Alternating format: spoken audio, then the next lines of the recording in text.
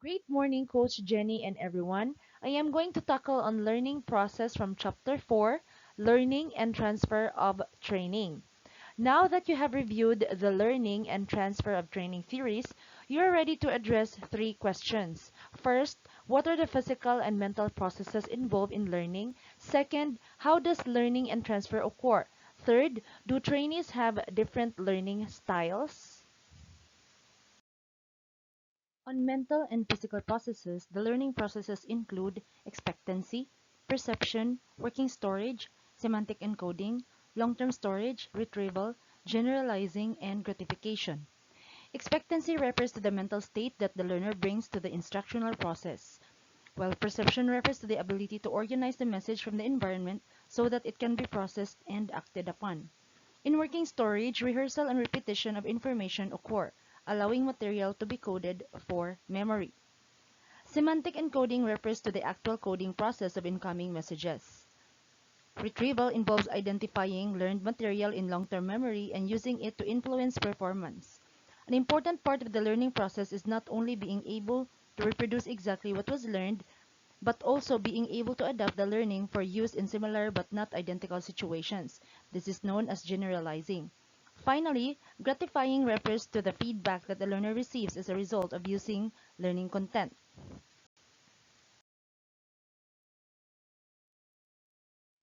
We have here the learning cycle. The learning cycle can be considered as a dynamic cycle that involves four stages: the concrete experience, or the CE, reflective observation, or the RO, abstract conceptualization, or AC, and the active experimentation, or AE.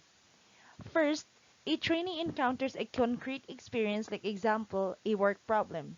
This is followed by thinking reflective observation about the problem, which leads to generation of ideas of how to solve the problem, or the abstract conceptualization, and finally to implementation of the ideas directly to the problem, or the active experimentation. Implementing the ideas provides feedback as to their effectiveness so the learner can see the results and start the learning process over again. The four fundamental learning styles are believed to exist. These learning styles combine elements of the four stages of the learning cycle. The characteristics and dominant learning stage of individuals in each style, called divergers, assimilators, convergers, and accommodators. Which are you? Diverger, assimilator, converger, or accommodator? On the diverger, people with this learning style excel at visualizing the big picture and organizing smaller bits of information into a meaningful whole. Their learning or dominant abilities, or CE and RO. While the assimilator, they tend to be more fascinated with abstract ideas rather than people. However, they are not incredibly concerned with the practical applications of theories, often thrive in STEM fields or fields that involve planning and research. Rather than acting quickly on impulse, understanding and developing theoretical models or scenarios is one of their greatest strengths. Their learning or dominant abilities are AC and RO.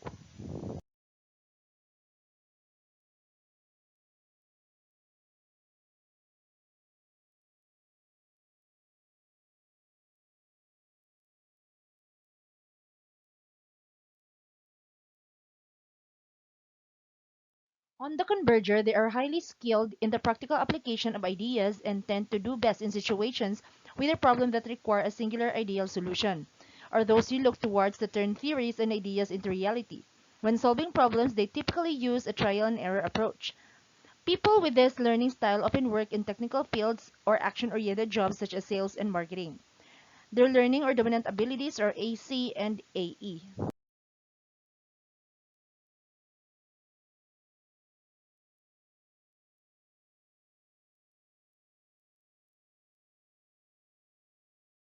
Lastly, on the accommodator, they enjoy putting plans into motion immediately and seeing real-time results.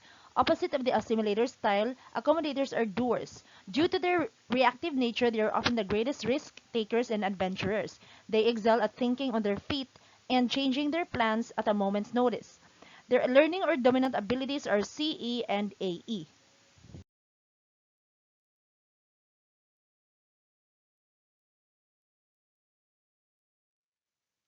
We have here implications of the learning process and transfer of training for instruction. Instruction refers to the trainer's manipulation of the environment in order to help trainees learn.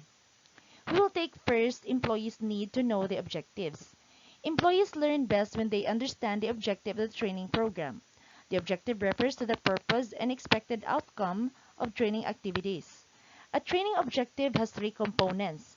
First, a statement of what the employee is expected to do or the performance or outcome.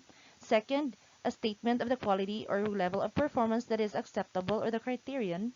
Third, a statement of the conditions under which the trainee is expected to perform the desired outcome or the conditions. The objective should not describe performance that cannot be observed, such as understand or know. And then, employees need meaningful training content. Employees are most likely to learn when the training is linked to their current job experiences and tasks. That is when it is meaningful to them. To enhance the meaningfulness of training content, the message should be presented using concepts, terms, and examples familiar to trainees. Also, the training context should mirror the work environment. The training context refers to the physical, intellectual, and emotional environment in which training occurs.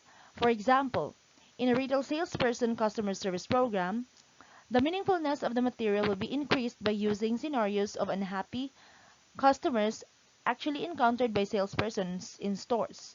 Some useful techniques for convincing trainees that the training program content is meaningful include telling stories about others' success in applying training content, especially former trainees, relating training content to what trainee already know about their jobs, showing how training relates to company goals and strategy, showing how trainees can use training content ideas at work, discussing examples or cases that remind trainees of the good and poor work they have seen, repeating the application of ideas in different contexts, presenting evidence that what they will learn during training is what high-performing employees use in their jobs, showing how the conditions that trainees face in training are similar to those on the job, providing practice or application activities that can be used on the job, providing hard copies or electronic access to well-organized materials so trainees can refer to them on the job or use them to reach others.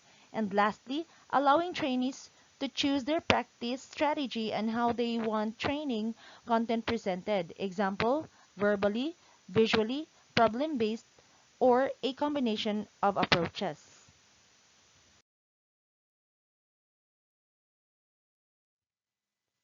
When employees need opportunities to practice, practice refers to the physical or mental rehearsal of a task, knowledge, or skill to achieve proficiency in performing the task or skill or demonstrating the knowledge.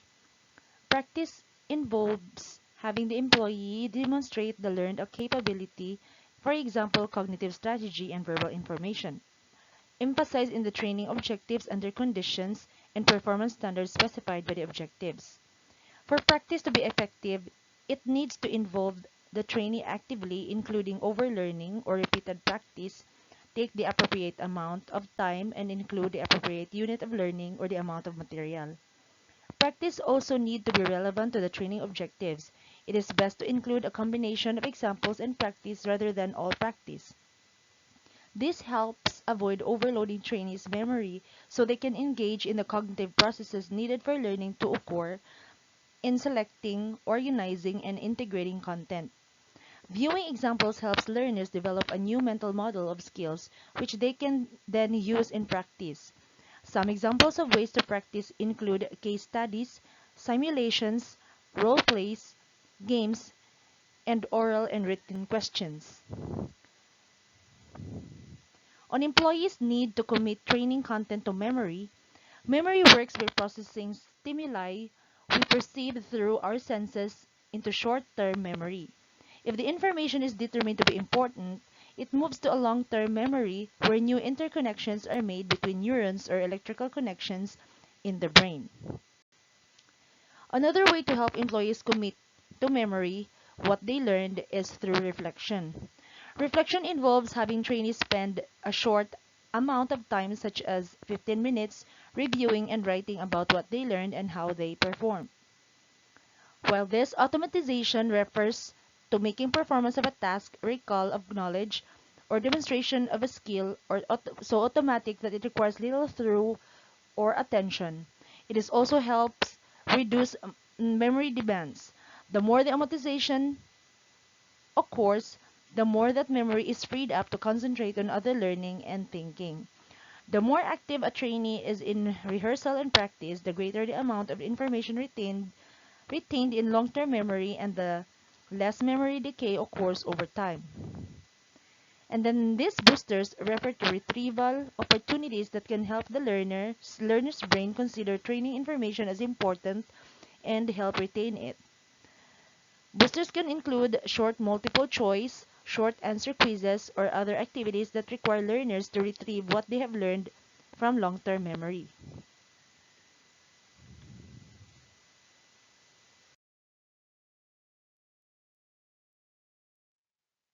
When employees need feedback, feedback is information about how well people are meeting the training objectives. To be effective, feedback should focus on specific behaviors and be provided as soon as possible after the trainee's behavior. Also, positive trainee behavior should be verbally praised or reinforced. Videotape is a powerful tool for giving feedback. Trainers should view the videotape with trainees, provide specific information about how behaviors need to be modified, and praise trainee behaviors that meet objectives. Feedback can also come from tests and quizzes, on the job observation, performance data, a mentor or coach, written communications, or interpersonal interactions. And on employees learn through observation, experience, and interaction. One way employees learn is through observing and imitating the actions of models. For the model to be effective, the desired behaviors or skills need to be clearly specified, and the model should have characteristics, for example, age or position, similar to the target audience. After observing the model, trainees should have the opportunity in practice sessions to reproduce the skills or behavior shown by the model. According to adult learning theory, employees also learn best if they learn by doing, which involves giving employees hands-on experiences or putting them with more experienced employees and providing them with tools and materials needed to manage their knowledge gaps. One way to model behavior or skills is to show learners what to do using YouTube videos, for example. Lastly, employees need the training program to be properly coordinated and arranged. Training coordination is one of several aspects of training administration. Training administration refers to coordinating activities before, during, and after the program. It involves first communicating courses and program to employees, second, enrolling employees in courses and programs, third, preparing and processing any pre-training materials such as reading or tests, fourth, preparing materials that will be used in instruction, example, copies of overheads or cases. Fifth, arranging for the training facility and room. Sixth, testing equipment that will be used in instruction. Seventh, having backup equipment. For example, paper copy of slides or an extra overhead projector bulb should equipment fail. Eighth, providing support during instruction. Ninth, distributing evaluation materials, for example, tests, reaction measures, surveys. And tenth, facilitating communications between trainer and trainees during and after training, for example, coordinating exchange of email addresses. And then last, 11th, recording course completion in the trainees' training records or personal files. In instructional emphasis for learning outcomes, we have your internal and external conditions. Internal conditions refers to processes within the learner that must be present for learning to occur. These processes include how information is registered, stored in memory, and recalled, while external conditions refers to processes in the learning environment that facilitate learning, and these conditions include the physical learning environment as well as opportunities to practice and receive feedback and reinforcement. That ends my report, and thank you everyone for listening. God bless us all.